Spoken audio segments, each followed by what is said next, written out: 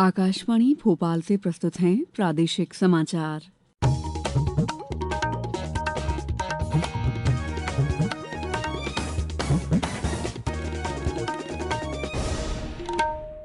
नमस्कार, समाचारों के साथ मैं दीपा सिंह। सबसे पहले मुख्य समाचार। प्रधानमंत्री नरेंद्र मोदी आज हरियाणा में देश की पहली हाइड्रोजन से चलने वाली रेलगाड़ी को हरी झंडी दिखाएंगे। मध्य प्रदेश के 13 स्टेशनों सहित देश को 75 पुनर्विकसित अमृत स्टेशनों की मिलेगी सौगात। दिल्ली में आयोजित भारत टेक्स 2026 में मुख्यमंत्री डॉक्टर मोहन यादव ने निवेशकों से की चर्चा। 20,000 करोड़ से अधिक के निवेश प्रस्ताव मिले। और भोपाल में अंतर्राष्ट्रीय निर्वाचन आगंतुक सम्मेलन आज। अब समाचार विस्तार से। प्रधानमंत्री नरेंद्र मोदी आज हरियाणा, चंडीगढ़ और पंजाब का दौरा करेंगे। इस दौरान प्रधानमंत्री हरियाणा में जींद रेलवे स्टेशन पर जींद और सोनीपत के बीच पहली हाइड्रोजन से चलने वाली रेलगाड़ी को हरी झंडी दिखाकर रवाना करेंगे। प्रधानमंत्री जींद के एकलव्य स्टेडियम में लगभग 14,700 करोड़ रुपए की विभिन्न विकास परियोजनाएं राष्ट्र को समर्पित करेंगे। हाइड्रोजन से चलने वाली पहली ट्रेन का शुभारंभ रेलवे क्षेत्र में स्वच्छ और टिकाऊ परिवहन को अपनाने की दिशा में एक महत्वपूर्ण कदम है। भारत में ये रेलगाड़ी स्वदेशी तकनीक का उपयोग करके विकसित की गई है। पेश है एक रिपोर्ट।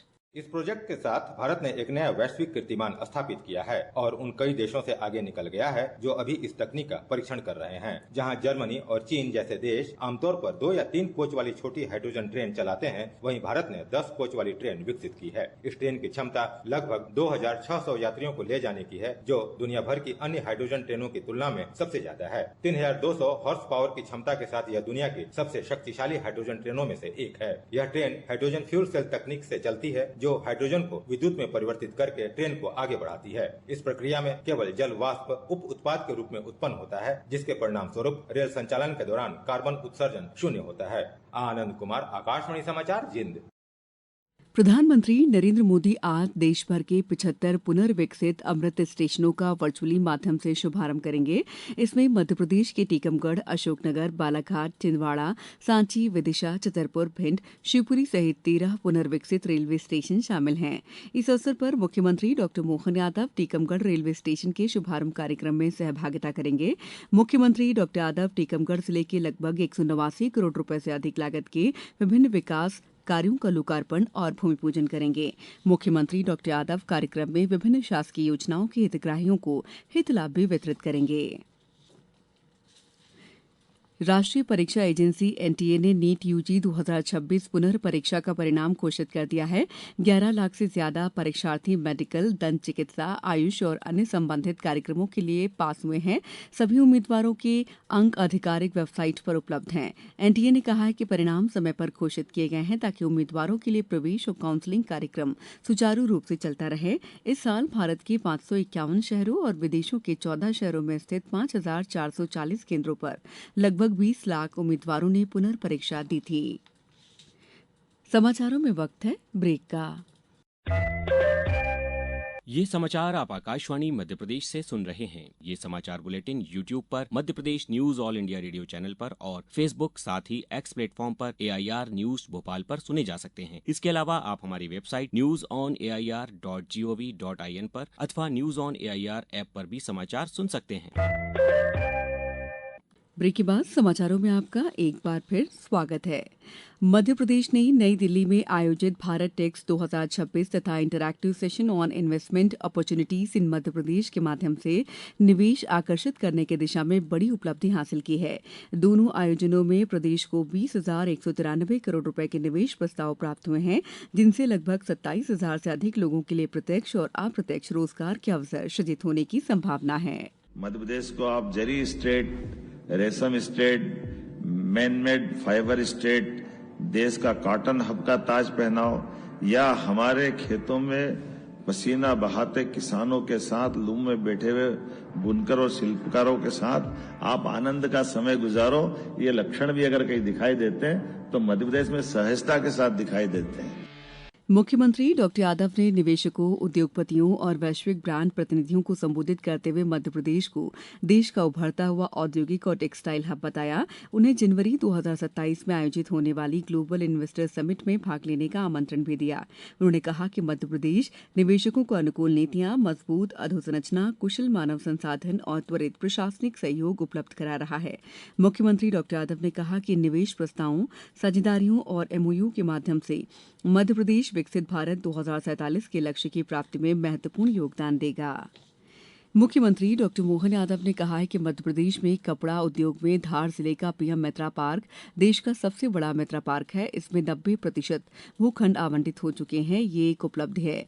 कल नई दिल्ली स्थित भारत मंडपम में मीडिया से बातचीत करते हुए उन्होंने कहा कि प्रधानमंत्री नरेंद्र मोदी ने पिछले साल मध्यप्रदेश के धार को देश के पहले पीएम मित्रा पार्क की सौगात दी थी। प्रदेश की बढ़ती निर्यात क्षमता और रोजगार सृजन की शक्ति से अब दुनिया परिचित हो रही है। भोपाल स्थित निर्वाचन सदन में आज अंतर्राष्ट्रीय निर्वाचन आगंतुक कार्यक्रम विषय पर अंतर्राष्ट्रीय सम्मेलन होगा। इस सम्मेलन का आयोजन भारतीय अंतर्राष्ट्रीय लोकतंत्र और निर्वाचन प्रबंधन संस्थान तथा भारतीय प्रबंधन संस्थान इंदौर के सहयोग से किया जा रहा है। सम्मेलन में कई देशों के निर्वाचन प्रबंधन से जुड़े प्रतिनिधि, विशेषज्ञ, अधिकारी ऑनलाइन सहभागिता करेंगे। कार्यक्रम में लोकतांत्रिक प्रक्रियाओं को सुदृढ़ बनाने, निर्वाचन प्रबंधन में नवाचार, मतदाता सहभागिता, तकनीक के प्रभावी उपयोग और निर्वाचन से जुड़ी वैश्विक सर्वोत्तम कार्य प्रणालियों पर विचार विमर्श किया जाएगा। ये सम्मेलन निर्वाचन प्रबंधन के क्षेत्र में अंतर्राष्ट्रीय सहयोग को नई दिशा प्रदान करने के साथ साथ लोकतांत्रिक संस्थाओं को और अधिक सशक्त बनाने की दिशा में एक महत्वपूर्ण पहल होगी। संसद का मानसून सत्र इस महीने की 20 तारीख से शुरू हो रहा है। इससे पहले आज भाजपा के नेतृत्व वाला एनडीए राष्ट्रीय जनतांत्रिक गठबंधन रक्षा मंत्री राजनाथ सिंह की अध्यक्षता में गठबंधन के वरिष्ठ मंत्रियों की बैठक में सदन में अपनी रणनीति को अंतिम रूप देगा। इस बैठक में एनडीए के विधायी एजेंडे, गठबंधन के सहयोगियों के बीच समन्वय और सत्र के दौरान विपक्ष का सामना करने के लिए एकीकृत रणनीति पर ध्यान केंद्रित किए जाने की संभावना है। ओडिशा के पुरी में भगवान जगन्नाथ की विश्व प्रसिद्ध रथ यात्रा आज सुबह 9:30 बजे फिर शुरू होगी। कल रात अंधेरा होने पर रथों को वहीं रोक दिया गया था। आज भगवान जगन्नाथ, भगवान बालभद्र और देवी सुभद्रा के रथ श्री गुंडिचा मंदिर की ओर आगे बढ़ेंगे। रथ यात्रा में शामिल होने के लिए लाखों श्रद्धालु पुरी पहुंचे हैं। सुरक्षा के कड़े इंतजाम किए गए हैं और श्रद्धालुओं से प्रशासन के निर्देशों का पालन करने की अपील की गई है। अब कुछ समाचार संक्षेप में। केंद्रीय संचार और पूर्वोत्तर क्षेत्र विकास मंत्री तथा क्षेत्रीय सांसद ज्योतिरादित्य सिंधिया ने कल अशोकनगर जिले के विकासखंड मुंगावली के ग्राम सिमरखेड़ी में नवनिर्मित विद्युत सब स्टेशन का लोकार्पण किया। इंग्लैंड ने दूसरे एक दिवसीय मुकाबले में भारत को 4 विकेट से हरा दिया है। 3 मैचों की श्रृंखला अब 1-1 की बराबरी पर है। श्रृंखला का अंतिम मुकाबला रविवार को लॉर्ड्स क्रिकेट ग्राउंड में खेला जाएगा। धार में कल भव्य जगन्नाथ रथ यात्रा निकाली गई। आधुनिक रथ में भगवान जगन्नाथ, बलभद्र और माता सुभद्रा की मूर्तियों को विराजित कर नगर भ्रमण में बड़ी संख्या में श्रद्धालु शामिल हुए। खंडवा जिले के रुस्तमपुर स्थित मेसर्स प्रेरणा कृषि सेवा केंद्र के खिलाफ उर्वरक विक्रय और भंडारण में अनियमितता पाए जाने पर पंधाना थाने में एफआईआर दर्ज की गई है। कटनी में प्रधानमंत्री कॉलेज ऑफ एक्सीलेंस शासकीय तिलक स्नातकोत्तर महाविद्यालय में इको क्लब दिवस के अवसर पर कल एक पेड़ मां के नाम अभियान सहित विभिन्न कार्यक्रमों का आयोजन किया गया। आगर मालवा जिले के सोयत कला में लगभग 6.50 करोड़ रुपए की लागत से निर्माणाधीन नवीन तहसील कार्यालय भवन का कल कलेक्टर ने निरीक्षण कर निर्माण कार्य की प्रगति और गुणवत्ता का जायजा लिया। मंदसौर के सीतामऊ विकासखंड के हाई रिस्क क्षेत्र लदूना और दीपाखेड़ी में स्वास्थ्य कार्यकर्ताओं का विशेष प्रशिक्षण आयोजित किया गया। इस बुलेटिन में बस इतना ही। अगला बुलेटिन दोपहर 2:10 पर। दीजिए इजाजत। नमस्कार।